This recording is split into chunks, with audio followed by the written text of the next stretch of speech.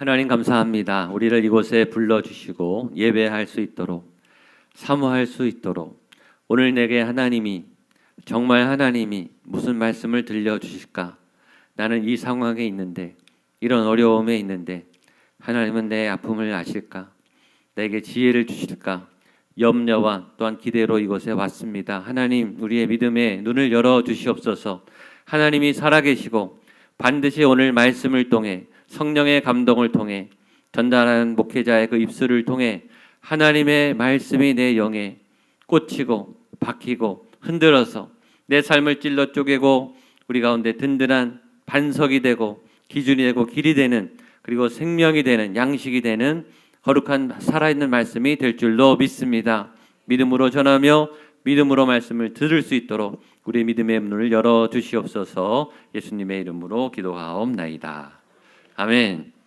지난주에 솔로몬 행각에 기적이 일어난 다음에 사람들이 몰려들기 시작했다 그랬습니다. 오늘은 바로 이어서 그 몰려든 사람을 통해 베드로가 설교하는 그 메시지를 나누는 왜 기적이 일어났고 이것은 왜 일어난 현상이다 라고 설명하는데 본인의 간증과 체험을 바탕으로 말씀을 선포하는 내용입니다. 40년 동안 걷지 못했던 이분이 기적을 맛보고 예수님의 고치심을 받아서 일어나고 걷게 된 그 다음에 이 사람이 참 잘한 것은 그냥 그 다음에 감사합니다 집에 가지 않고 도움을 받았으면 그냥 끝일 텐데 성전으로 들어가서 새로운 예배의 삶을 시작했어요. 가장 기쁜 예배, 하나님 감사합니다. 베드로와 요한과 함께 찬양하며 뛰며 예배했어요.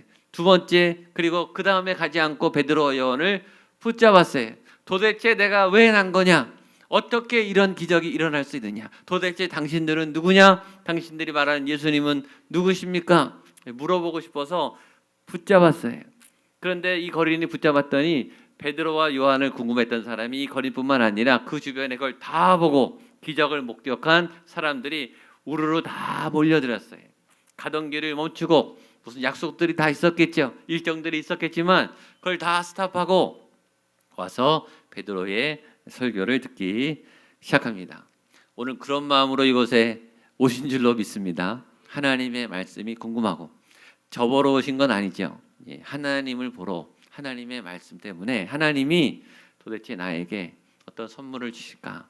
그런 기대의 믿음으로 오늘 설교를 들으십시오. 오늘 베드로는 자신의 간증에 입각해서 경험에 입각해서 하나님의 말씀을 아주 담대하게 선포합니다.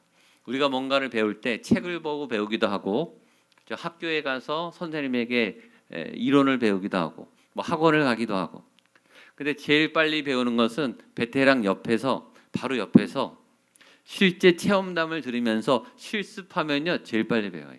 그렇죠? 고수에게 옆에 바로 가서 실제 경험담을 들으면서 이론과 실기를 들으면서 실제 해보면 제일 빨리 배우거든요. 그게 간증과 같은 거예요. 누구의 간증은 살아있고 체험이 있고 옆에서 우리와 비슷한 처지에 있는 사람이 경험한 것이기 때문에 또 같이 시도해보자 그러면 빨리 배울 수 있죠. 오늘 베드로가 그런 마음으로 굉장히 가까이 이 모인 행각에 모인 사람들에게 예수님을 알려주는 이야기를 하고 있습니다. 첫 번째 이 얘기는 간증이 있는 거죠. 간증은 체험이에요. 간증이란 경험이 있어야 돼요. 체험이 있어야 체험을 얘기하죠. 체험을 얘기해주고 싶어도 아는 게 없고 경험한 게 없으면 말할 게 없는 거죠. 간증이란 말을 들으면 저는 이 찬양이 생각나요. 이것이 나의 간증이요 이것이 나의 찬송일세. 간증은 간증인데 누구의 간증? 나의 간증. 예수를 나의 구주로 삼은 나의 간증, 예수님이 내 삶에 왔던 내 얘기, 나와 예수님의 얘기, 그것이 나의 간증이어야 되죠. 나에게 간증이 있는가? 지난주에 나에게 간증이 있는가? 어제 내가 예수님과 간증이 있는가? 간증이 없다면 신앙은 뭔가 의심스러운 거예요. 여러분에게 예수님과의 간증이 옛날 간증 말고 오늘 간증, 어제 간증, 지난주 간증, 생생히 예수님이 살아계시는구나. 예수님이 좋은 분이구나. 예수님이 이렇게 지혜로우시구나. 예수님이 나를 이렇게 불쌍히 여기시구나 라는 아주 체험적인 간증이 있습니까? 간증이 없다면 우리의 믿음을 체크하셔야 돼요. 어제 간증이 있습니까? 지난주에 간증이 있습니까? 간증이 없다는 것은 내 믿음이 이론이라는 거예요. 이론. 머릿속에서 관념적인 머리는 신앙생활해요. 근데 난 체험이 없는 거예요. 예수님과의 교제가 없는 거예요. 내가 가짜일 경우가 많아요. 간증이 없으면. 간증이 없는 또 한 분의 이야기는 간증을 옛날 간증만 하는 분이 있어요. 옛날 간증. 대학교 때 잘 믿었고 청년 때 잘하고 어렸을 때 교회 학교 때. 그건 그때 이후로 신앙이 죽었다는 거예요. 옛날 간증 얘기하지 마세요. 오늘 간증이 중요해요. 오늘 간증. 저는 오늘 여러분들에게 간증이 생길 겁니다. 오늘 간증, 오늘 하나님과의 체험을 경험하세요. 또 하나 간증을 말할 때 우리가 주의할 것은 간증의 방향은 하나님의 영광을 향해야 된다는 거죠. 간증하는 사람들은 말은 일단은 그렇게 해요. 근데 자기가 응답받은 게 너무 기쁘고 경험한 게 너무 신기해서 자기 자랑으로 빠질 때가 많아요. 이게 너무 놀랍고 신기하니까 이거 됐단 말이죠. 이거 이루어졌다는 거죠. 그러면서 약간 이렇게 본인을 이렇게 높여요. 니네 이런 거 못 해봤지. 이렇게 자랑도 하고. 듣는 분들이 그 얘기를 듣고 하나님을 향해서 가야 되는데 부럽다. 나는 언제 저런 거 주시나. 나는 언제 저런 기적을 만나나. 그 응답과 현상과 그 사람에게 주목하면 하나님의 영광이 빼앗겨 버려요. 그래서 간증을 할 때는 이렇게 하시면 제일 좋아요. 내가 망가진 거, 내가 엉망으로 사는 거, 난 이렇게 답답하고 한심한 인간이었는데 이런 인간에게 하나님이 이런 기회를 주셨습니다. 그러면 다 은혜 받아요. 우리는 약하고 실수하고 더러운 거, 우리는 엉망이었던 거 얘기하시면 돼요. 그런데 하나님이 그런 나를, 그런데 예수님이 그런 답답한 나를 이렇게 하고 계십니다. 이렇게 붙잡아 주실 겁니다. 내가 답답해서 하나님께 나왔습니다. 그것도 그냥 간증이에요. 뭐가 이루어지지 않아도 내 삶에 지금 하나님을 붙잡고 있는 그 이야기, 그것이 간증이에요. 그러니까 여러분들이 2019년에 간증이 많아지게 되기를 축복합니다. 은혜를 많이 경험하게 되기를 축복합니다. 옛날에 늘 하던 그 써먹던 그 지겨운 간증이 아니고 더 크고 새로운 간증, 놀라운 간증, 엄청난 간증이 예수님과 함께 열려질 줄로 믿습니다. 왜 없겠어요, 여러분? 지금보다 훨씬 큰, 여러분이 경험보다 훨씬 위대한 그 하나님의 계획들이 펼쳐져 있음을 믿으십시오. 오늘 베드로와 요한은 정확하게 예수님을 향해 예수님을 경험한 나의 간증을 얘기하고 있어요. 잘 보세요. 어떻게 간증을 하는 것이고 어떻게 말씀을 나누는 것인가. 자, 11절 말씀 보겠습니다. 시작. 나은 사람이 베드로와 요한을 붙잡으니 모든 백성이 크게 놀라며 달려나가 솔로몬의 행각이라 불리우는 행각에 보이거늘. 이게 지난주 설교 내용인데요. 제 설교가 제 이 마음이 이 본문을 향한 마음이 붙잡으니에서 더 자꾸 안 나가는 거예요. 이 붙잡으니라는 단어가 계속 감동이 되는 거예요. 한번 따라하시죠. 나은 사람이 베드로와 요한을 붙잡으니 그럼 생각하죠. 내가 이 단어에 집착이 있는 건가? 아니면 하나님이 여기 뭐 더 있는데 넘어가니까 붙잡으신 건가? 내가 붙잡은 것보다는 하나님이 붙잡으시는, 하나님께 붙잡히는 인생이 되시기를 축복합니다. 그래서 좀 더 묵상해 보니까 나오더라고요. 저는 이 말이 이렇게 들리는 거예요. 이 나은 사람이 베드로와 요한을 붙잡았던 것이 이 사람의 인생에 다시 올 수 없는 절호의 찬스, 늘 오는 게 아닌 인생에 딱 한 번 올 수 있는 이 절호의 기회를 붙잡은 행운아, 그 놀라운 그 타이밍, 이게 자꾸 연상이 되는 거예요. 여러분 인생에 아주 결정적인 어떤 찬스가 왔을 때가 있죠. 그런 경험이 있을 거예요. 그때 그 선택을 하지 않았다면 내가 아주 큰일 날 뻔했어요. 그런 찬스. 이 사람은 지금 그 상황 가운데 있는 거예요. 특별히 다른 기회가 아니라 하나님을 붙잡을 수 있는 타이밍. 하나님이 주신 기회를 붙잡는 타이밍. 이런 분들이 있어요. 다른 기회는 잘 잡는데 하나님이 주신 기회는 못 잡는 분이 있어요. 의외로 똑똑한 분들 중에 자기 살 길, 자기 앞길, 어떤 선택, 진로 이런 거는 아주 천재적이에요. 그런데 하나님이 주신 기회는 바보같이 다 놓쳐요. 하나님이 지금 제가 봐도 옆에서 막 주고 있는데 그걸 못 봐요. 어떤 분들은 본인도 지금 이게 하나님이 주신 건가라고 헷갈리고 있고, 근데 그럴 것 같고 옆에 사람들도 다 그 하나님이 주신 거다라고 다 말하는데 망설이는 분이 있어요. 망설이는 분. 그런 분들은 속히 붙잡게 되기를 축복합니다. 왜냐하면 뒤에는 날아가요. 하나님이 계속 기다려주는가 안 기다려줘요. 그 기회는 닫혀요. 노아의 홍수가 일기 전에 방주는 늘 열려 있었어요. 그때는 언제든지 들어갈 수 있어요. 누구나 다 들어갈 수 있어요. 근데 안 들어갔죠. 비가 오기 시작했어요. 그때 사람들이 들어가려 그랬더니 문이 닫혔어요. 문이 항상 열려 있지 않아요. 여러분, 예배의 은혜는 항상 오지 않아요. 하나님 우리를 늘 사랑하시죠. 그러나 우리가 하나님을 만나는, 하나님이 좀 강력하게 붙잡고 기회를 주는 그 순간은 늘 있지는 않아요. 이 성경을 보겠습니다. 이 하나님이 문을 닫으셨어요. 창세기 7장 15절 16절 시작.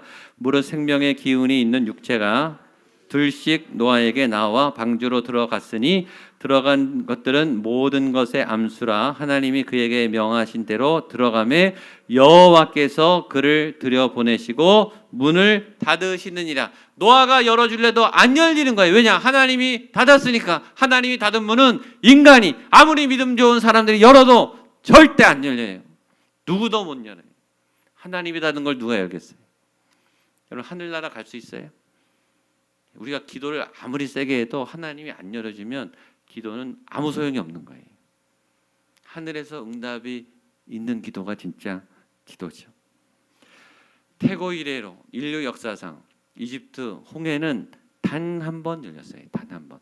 모세가 지팡이로 가른 그 몇 시간.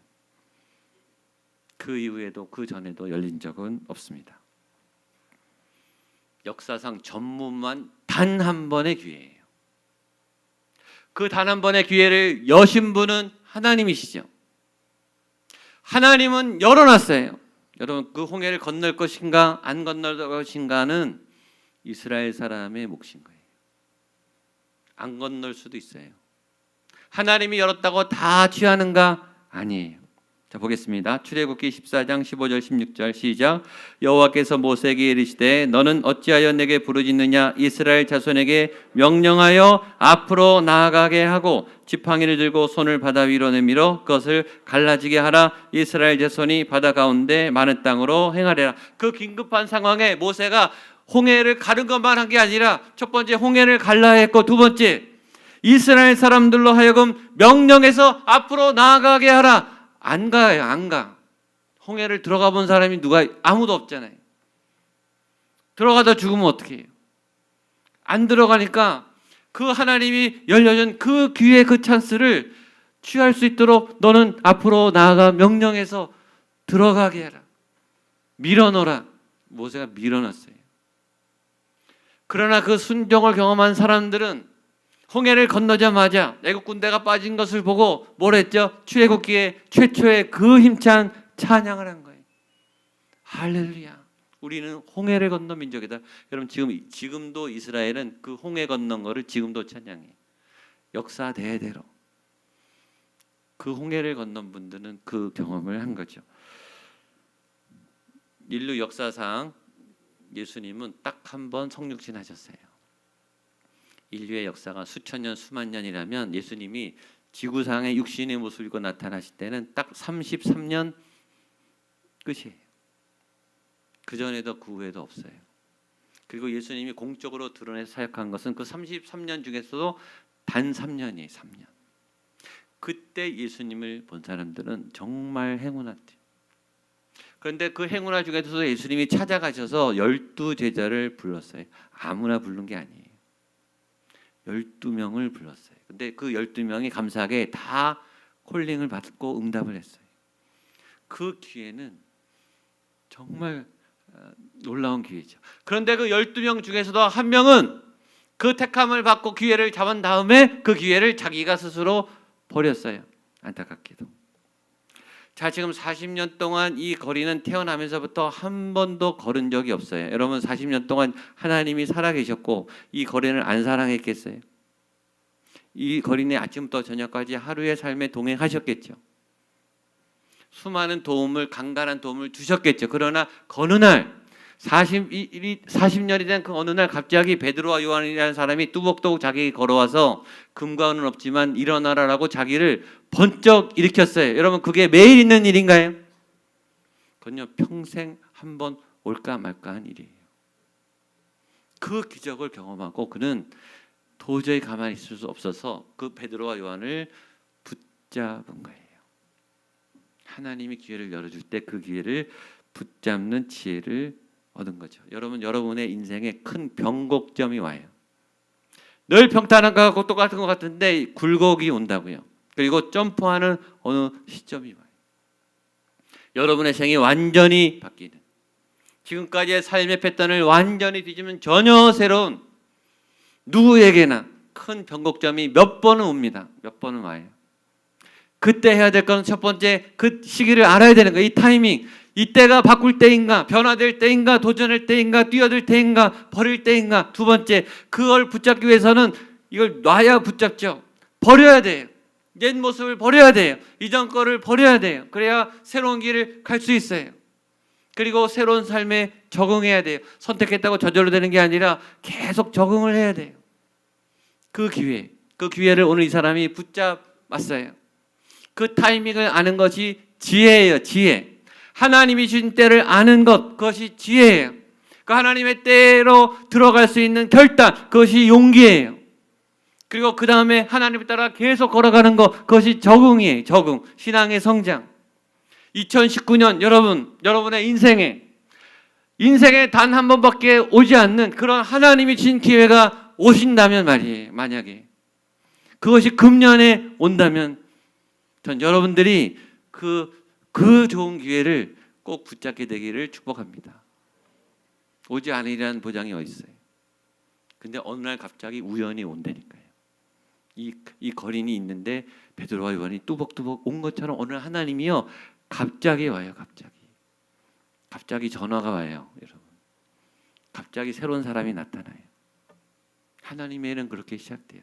그때 그 찬스를 깨닫고 붙잡는 여러분 되시기를 축복합니다. 2019년에 저에게 기적과 간증이 많을 줄로 믿습니다. 그래서 설교가 시작됐는데 베드로와 요한이 어떻게 설교하는지 보겠습니다. 12절입니다. 시작. 베드로가 이것을 보고 백성에게 말하되 이 일을 왜 놀랍게 여기느냐? 우리 개인의 권능과 경건으로 이 사람을 걷게 한 것처럼 왜 우리를 주목하느냐? 베드로가 설교의 명설교가예요. 명설교가. 여러분 알겠지만 사도행전 2장에 베드로가 성령을 받고 설교하니까 몇천 명이 믿었죠? 3천 명이 믿었어요. 그런데 이 설교는요, 나중에 얼마나 믿는지 아세요? 5천 명이 믿어요. 5천 명이 믿어. 한 번의 설교에 5천 명이 세례받는 명설교예요. 명설교. 설교를 잘 보세요. 이 설교는 어떻게 시작하는가? 자기 부인으로 시작해요. 이스라엘 사람들이여 왜 우리를 주목하는가? 여러분들이 우리가 기적을 행했다고 왜 우리를 바라보는가? 우리를 보지 말고 하나님을 봐야 됩니다. 우리는 아닙니다. 우리가 한 게 아닙니다. 자기 부인 세례 요한이 나는 그리스도가 아닙니다. 자기 부인의 설교로 시작해요. 물론 하나님은 사람을 통해서 역사하시죠. 그래서 우리는 사람을 주목해요. 왜냐하면 베드로와 요한에게 역사하셨거든요. 하나님의 은혜는 같지만 하나님이 은혜를 주는 사람이 있어요. 그래서 우리는 그 은혜와 기적에도 놀라지만 그 기적의 통로로 쓰임받은 사람도 그 사람 향해 몰려가는 거예요. 왜냐하면 다른 사람에게는 그런 역사가 안 일어나니까.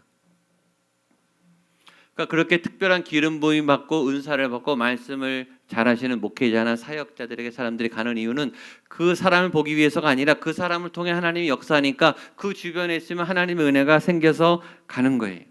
베드로와 요한도 잘한 거죠. 믿음이 있으니까 하나님이 쓰임 받았겠죠. 그 사람들도 존경받을 만한 사람이 믿음을 잘 했어요. 그러나 조심해야 되죠.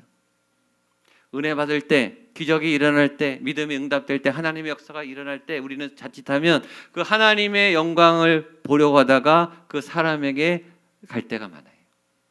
그 사람이 위대해 보이고 그 사람 어떻게 기도하나, 그 사람 어떻게 큐티하나. 과거부터 막 훑으면서 그 사람을 연구해요. 하나님을 연구해야 되는데 그 사람을 주목해요. 그 사람도 처음에는 겸손해요. 이건 하나님께서 하신 겁니다. 나는 아닙니다. 처음에는 겸손해요. 그런데 박수가 많아지면 그게 익숙해져요. 그런 사람들에게 재정적 후원도 모이기 때문에 재정도 풍성해져요.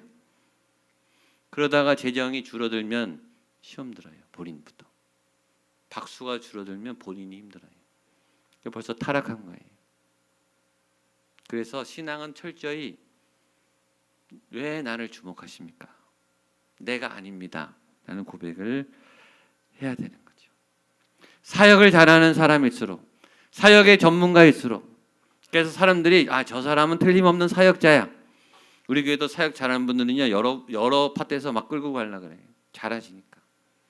또 믿음이 좋으니까, 본이 되니까. 근데 그런 분들이 위험할 수 있어요. 어느 날 자기를 안 불러주면요, 본인이 힘들어요.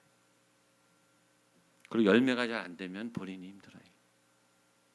오늘 베드로와 요한은 틈을 주지 않아요. 틈을. 우리를 절대 보지 마십시오. 내가 아니고 하나님이 하셨습니다. 물은 수도관을 통해서 오죠. 우리는 물을 먹어요. 수도관은 필요하죠. 그렇죠? 물을 먹어요. 컵은 물이 아니죠. 그러나 컵이 있어야 물을 먹어요. 전기가 들어와요. 우린 전기를 필요로 하죠. 그러나 전선을 통해 전기가 와요. 전선도 굉장히 중요해요. 전기를 써야 되니까. 하나님을 만나기 위해서는 통로도 중요해요. 그러나 통로가 하나님은 아니에요. 우리는 하나님께 주목해야 되는 거죠. 사람들이 전깃줄에 주목할 때, 이 컵에 주목할 때 우리는 아니다. 우리는 본질을 다시 찾아가야 되죠. 베드로는 통로일 뿐이에요. 여러분도 저도 통로일 뿐이에요. 우리는 예수님이 아니에요. 우리는 복이 아니에요.